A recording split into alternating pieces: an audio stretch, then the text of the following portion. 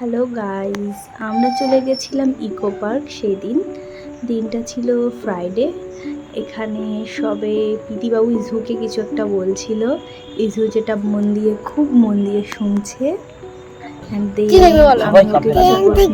আর কি দেখবো, সেটা সুন্দর করে উত্তর দিচ্ছিল। খুব সুন্দর সময় কাটিয়েছি আমরা। তারপর ইজান এটা খাওয়ার জন্য জেদ করছিল।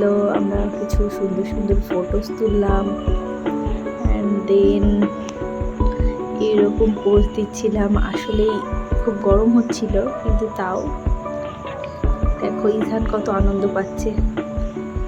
এখানে ইজান বলছে ও ট্রেন চড়বে।